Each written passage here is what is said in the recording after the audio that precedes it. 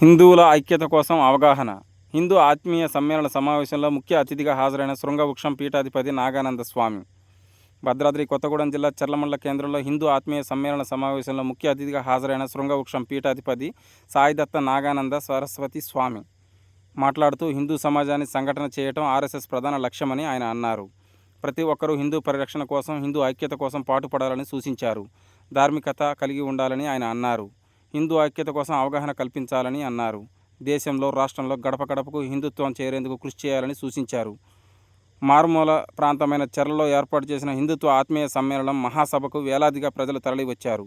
విశేషమైన స్పందన లభించింది. ఈ కార్యక్రమంలో విశ్వ హిందూ పరిషత్ 4 రాష్ట్రాల ధర్మ ప్రచారక్ భారత్ కుమార్, కృష్ణ చైతన్య, చెర్ల మేజర్ గ్రామ పంచాయతీ సర్పంచ్ పూజారి సామ్రాజ్యం, శివారపు నరేష్ తదితరులు పాల్గొన్నారు. 10 కేజీల మొదలైనప్పటికీ వదలాగా అల్లిన తర్వాత దాంట్లో 50 కేజీల చేపలు పడుతున్నాయి. ధర్మం అనేటువంటి విషయాన్ని ధర్మానంగానే మన జెండాలో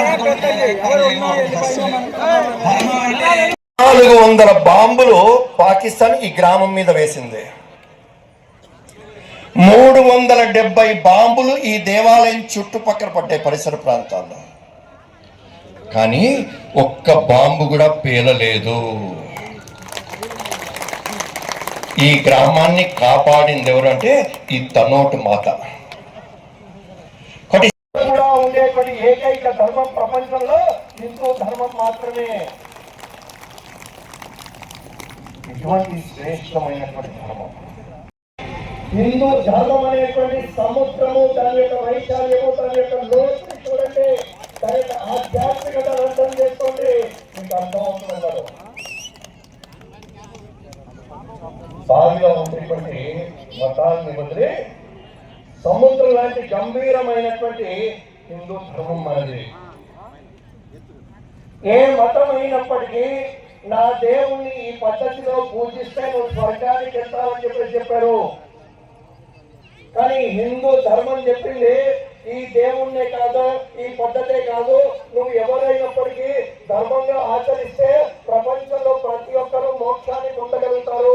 సర్వే జనా సుఖినో భవంతు.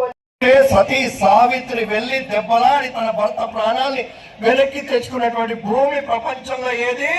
భారత భూమి మాత్రమే. త్రిమూర్తుల్ని పసిపిల్లల్ని చేసి లాలించినటువంటి అనసూయ పుట్టినటువంటి భూమి ఏది?